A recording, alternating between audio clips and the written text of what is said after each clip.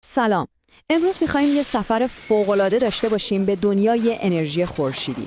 میریم ببینیم یه پنل خورشیدی از کجا شروع میشه، یعنی از یه کارخونه های تک تا چطور میرسه روی پشت بوم خونه شما و براتون برق تولید میکنه. خب اینم از برنامه‌مون 6 تا بخش داریم که با هم مرور میکنیم. از خط تولید صنعتی شروع میکنیم، بعد میبینیم چطور خودمون میتونیم پنل بسازیم، انواع پنل ها و بقیه تجهیزات مثل اینورتر و باتری رو بررسی میکنیم، یه راهنمای خرید هوشمندانه داریم و در آخر میبینیم این سرمایه گذاری چطور آینده ما رو روشن میکنه. بسیار خوب. بخش اول، بیایی با هم یه سرک بکشیم به یه ابر کارخونه مدرن تولید پنل خورشیدی.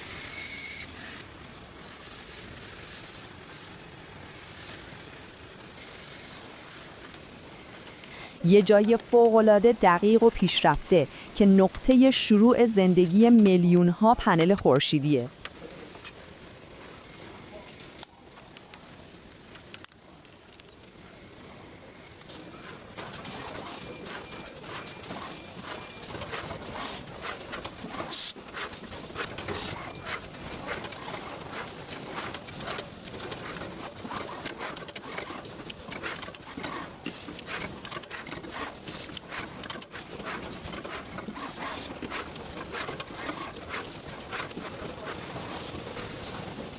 ببینید کل این فرایند صنعتی مثل یه رقص هماهنگ ربات هاست.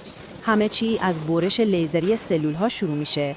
بعدش یه سری ربات های خاص به اسم استرینگر میان و این سلول ها رو مثل دانه های تسبیح به هم وصل میکنن و رشته های سلولی رو میسازن.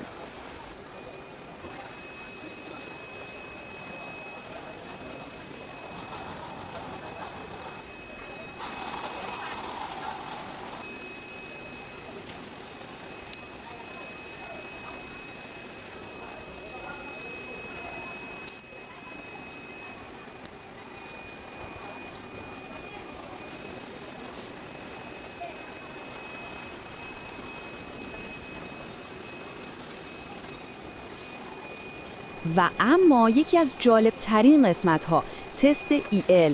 فکر کنید دارید از سلول خورشیدی عکس رادیولوژی میگیرید. پنل رو تو تاریکی مطلق به برق وصل میکنن تا هر ترک مویی یا ایراد مخفی خودش رو نشون بده. این تست انقدر مهمه که چند بار تکرار میشه تا مطمئن بشن فقط سلول‌های سالم و بی‌نقص وارد پنل نهایی میشن.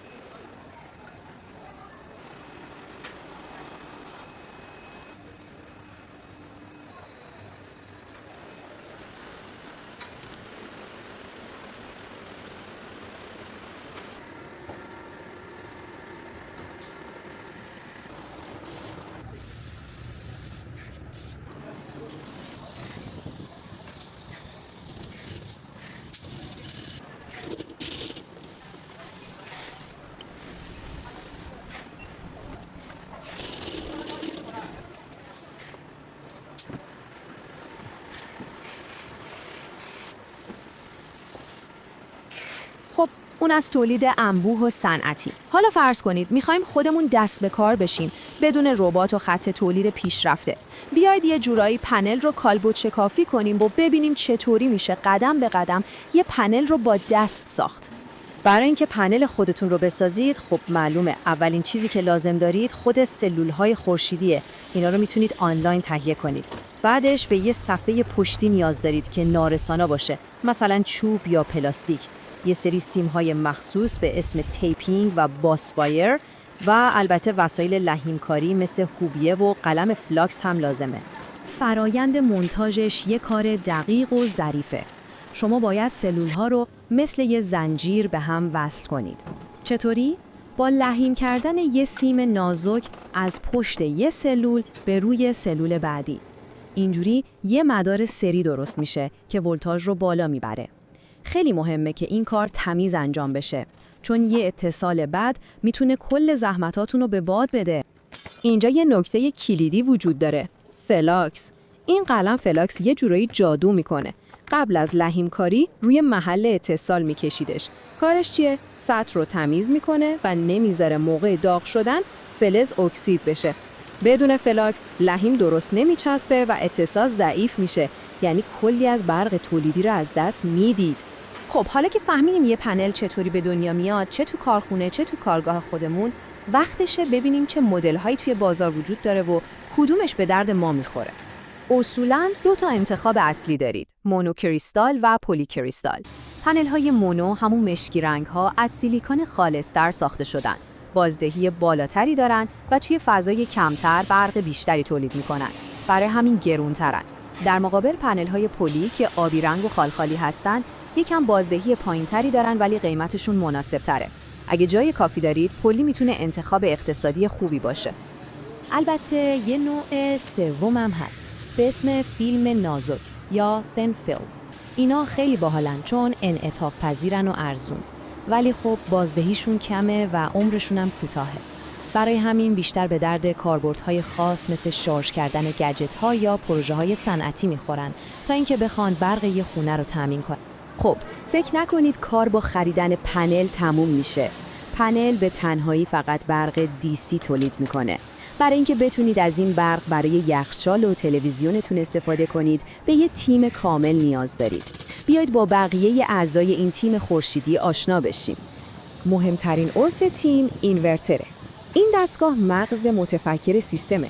برق دیسی پنل ها رو میگیره و تبدیلش میکنه به برق AC استاندارد شهری.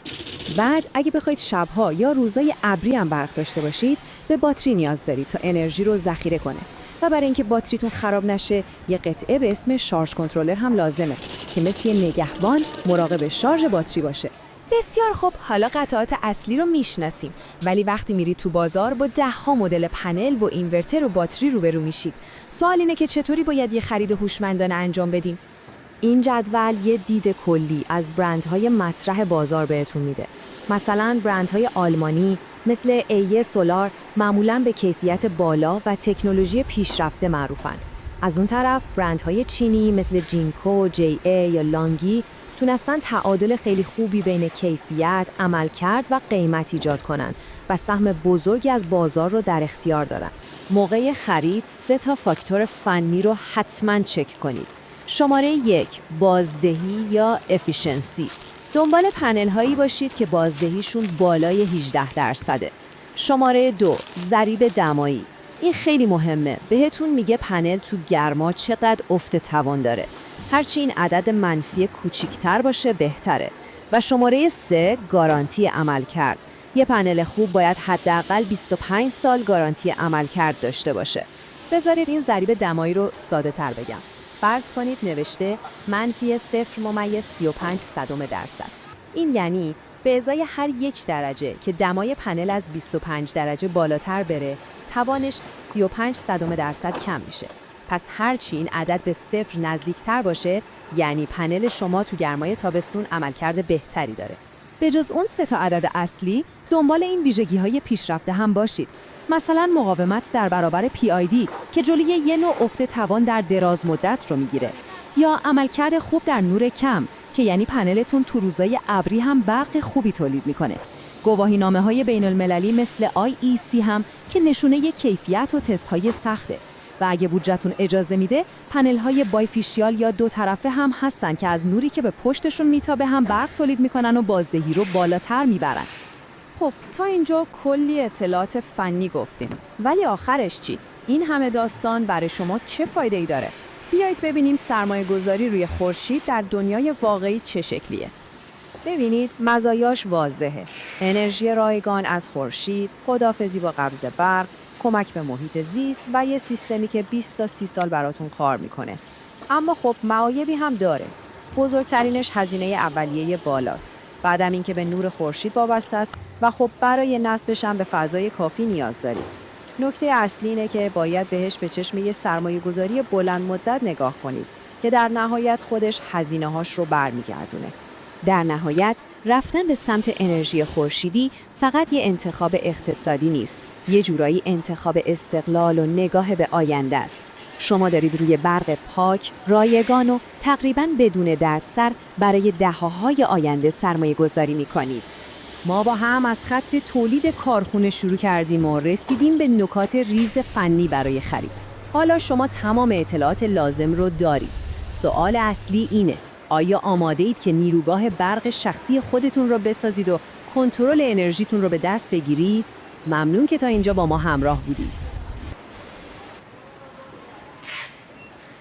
خب اینم از بررسی امروزمون. واقعا امیدوارم که این توضیحات براتون مفید بوده باشه و ازش لذت برده باشید. دمتون گرم که تا آخر این تحلیل همراهمون بودید. میدونم که وقتتون خیلی با ارزشه و اینکه این زمان رو گذاشتی تا این موضوع رو دنبال کنید واقعا برای ما جای قدردانی داره. خیلی ممنونم ازتون. ببینید، اگه از این سبک تحلیل‌ها و بررسی‌های عمیق خوشتون میاد، یادتون نره که کانال تحلیل هوشمند رو سابسکرایب کنید. اینجوری تحلیل‌های بعدی ما رو از دست نمیدید. ما هم قول میدیم که هر دفعه با محتوای کاربردی‌تر و جذاب‌تر برگردیم. یه لایک ساده از طرف شما یه حمایت خیلی بزرگ برای ماست. این کارتون باعث میشه این تحلیل به دست آدمای بیشتری برسه که مثل خودتون دنبال یادگیری هستن. و خب این بهترین انرژی هست که میتونیم برای ادامه کارمون بگیریم. اما کار ما اینجا تموم نمیشه. توی تحلیل بعدیمون میخوایم یه قدم بریم جلوتر. قراره ببینیم چطوری میتونیم این چیزایی که امروز یاد گرفتیم و برداریم و باهاش مهارت‌های واقعی و کاربردی بسازیم. مهارت‌هایی که مستقیم روی رشد فردی خودتون تأثیر میذاره. پس یه بار دیگه ممنون که وقت گذاشتید. حالا که این اطلاعات جدید رو دارید، سوال اصلی اینه: واقعاً برای برداشتن قدم بعدی توی مسیر رشدتون آماده اید؟ فکر کنید که چطور میتونید از همین امروز از این دانش استفاده کنید. Join T Smart Analyze E hit subscribe.